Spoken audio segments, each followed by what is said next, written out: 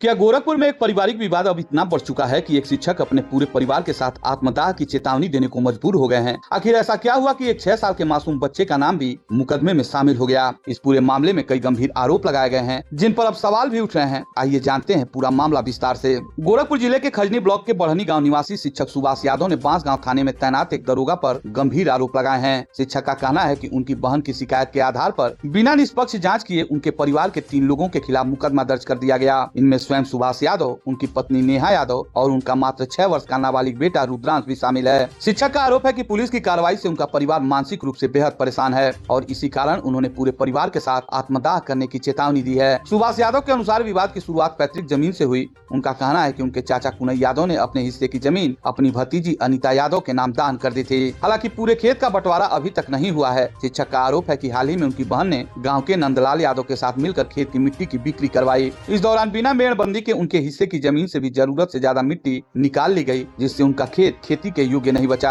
शिक्षक का कहना है कि उन्होंने इस बात का विरोध किया और संबंधित अधिकारियों से शिकायत भी की। इसके बाद उन्होंने खनन विभाग से अनुमति लेकर अपने हिस्से के खेत से भी मिट्टी निकलवाई ताकि खेत को दोबारा बराबर कराया जा सके। इसी दौरान दोनों पक्षों के बीच कहासुनी और नोकझोंक हुई। सुभाष यादव का दावा है कि केवल बहस हुई थी, किसी तरह की मारपीट नहीं हुई। लेकिन इसके बाद मामला पुलिस तक पहुंचा। शिक्षक के मुताबिक 10 जून को उनकी बहन की तहरीर पर बांसगांव पुलिस ने केस संख्या 264/2026 दर्ज किया। इस मुकदमे में बीएनएस की धारा 115(2), 351(3) के तहत सुभाष यादव, उनकी पत्नी और उनके 6 वर्षीय बेटे को भी आरोपी बनाया गया। शिक्षक सुभाष यादव वर्तमान में एक विद्यालय में प्रधानाचार्य के पद पर कार्यरत हैं। उनका आरोप है कि इस मामले के जांच अधिकारी दरोगा रविंद्र पाल लगातार उन्हें फोन कर थाने बुला रहे हैं और गंभीर धाराओं में सख्त कार्रवाई की चेतावनी दे रहे हैं। उनका कहना है कि गाँव के कई लोग इस बात के गवाह हैं कि घटना के दौरान केवल कहासुनी हुई थी, किसी के साथ मारपीट नहीं हुई। ऐसे में एक छोटे बच्चे का नाम मुकदमे में शामिल किया जाना बेहद पीड़ादायक और अन्यायपूर्ण लग रहा है। इसी वजह से शिक्षक ने पूरे मामले की शिकायत क्षेत्राधिकारी बांसगांव, एसपी साउथ और एसएसपी गोरखपुर से भी की। उनका कहना है कि यदि उन्हें न्याय नहीं मिला और कथित उत्पीड़न बंद नहीं हुआ